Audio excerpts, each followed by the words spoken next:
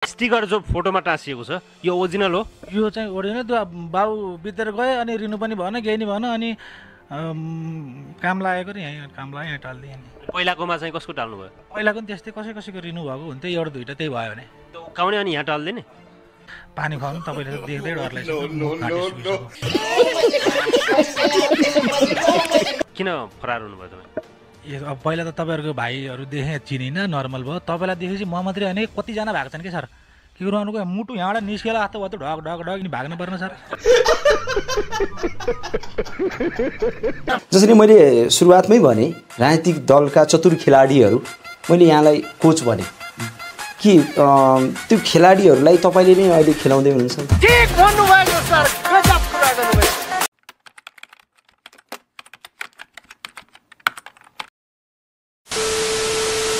ल सुरु गरौँ। कांग्रेस आबद्ध महिला सङ्घकी केन्द्रीय सदस्य डाक्टर सीता घिमिरे, मलाई एउटा कुरा बताउनुहोस्, तपाईँको नाम अगाडि डाक्टर लेखाएको छ, त्यो सर्टिफिकेट चोरीको कि पढेर ल्याउनु भएको छ?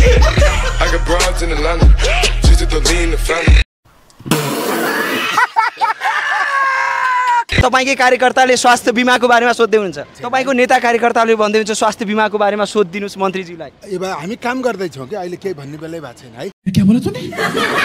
तपाईँकै नेता होइन उहाँले भन्नुभयो अहिले हामी काम गर्दैछौँ, बेला भएको छैन, के भन्नु छ? यस्तो छ अब हाम्रो आदरणीय माननीय मन्त्री त्यही त आदरणीय लगाउँदा त यो देशको यस्तो हालत। ठीक भन्नुभएको सर। कौन है ये लोग, कहाँ से आते हैं? नमस्कार हजुर।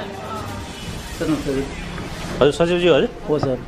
नाम शुभ नाम हजुर? मेरो नाम मोहन हो सर। मोहन के? ढुङ्गाना।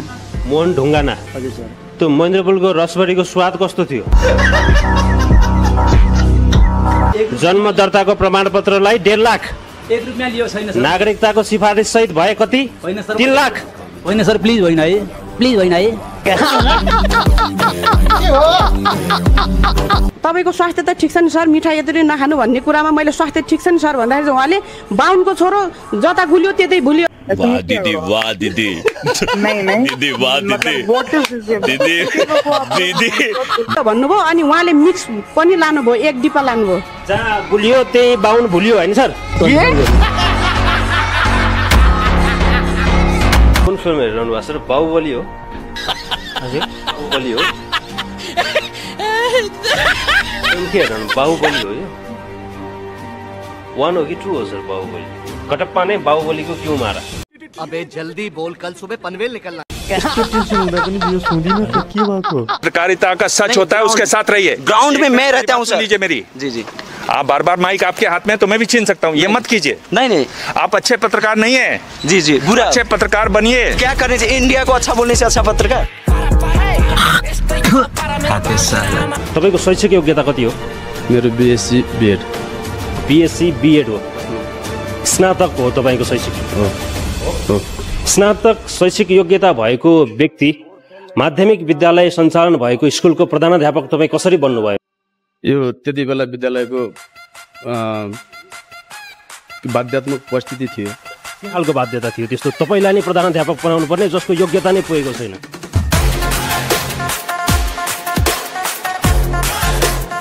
नेपाली कांग्रेसका एकजना मान्यज्यूले श्याम कुमार घिमिरे नेपाली कांग्रेसका प्रमुख सचेतक हुनुहुन्छ, उहाँले भन्नुभएको छ यौन व्यवसायलाई व्यवसायीकरण गरौँ, पर्यटकहरूलाई भित्र्याउनलाई, यसलाई यहाँले कसरी हेर्नु? म व्यक्तिगत रूपमा त्यो पक्षमा छैन। त्यही त यो देशका नेताहरूले, कांग्रेसकै नेताहरूले यौन व्यवसाय, गाँजा खेती लगायतका कुराहरू गरिरहेका छन्, अरू विषयहरू छैनन्।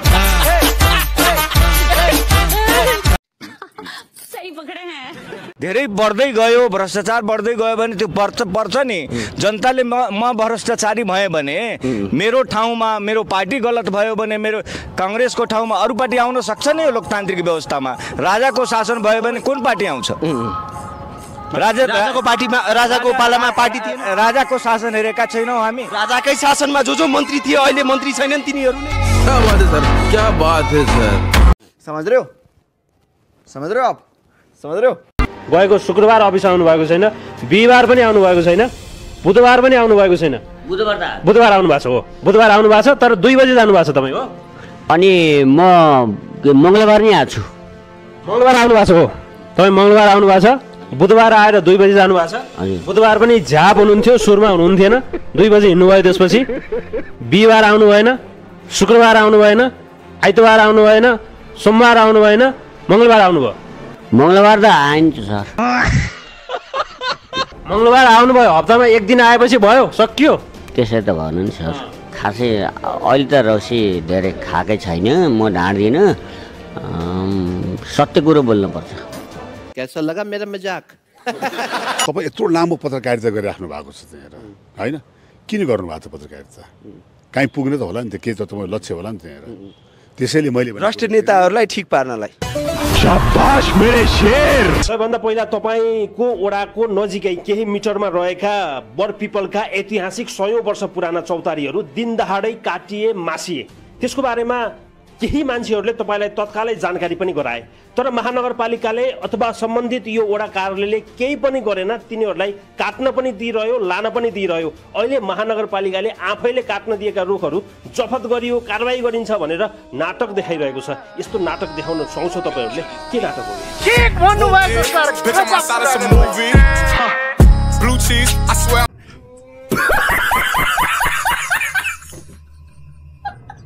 तपाईँ कति पढ्नु भएको छ कति पढ्नु भएको छ मेरो चाहिँ अहिले 12 सकाएँ मैले त्यतिखेर मैले साइन्सबाट 12 सकाएको थिएँ बायोलोजी लिएर त्यस पछाडि चाहिँ मैले अहिले बिचमै यो आरोप प्रत्यारोपहरूलाई नै निहालेर बायोलोजी के हो साला यो दुख का खत्म नहीं होता बे बायोलोजी र फिजिक्स मैले बायोलोजी लिएको बायोलोजी एमबीबीएस डाक्टरको तयारी गर्नका निमित्त मैले लिएको थिएँ जब म नेम भाइबरमा चाहिँ मैले डाक्टरीको एमबीबीएस को त पछि व्हाट इज बायोलोजी मैले हजुर फिजिक्स के हो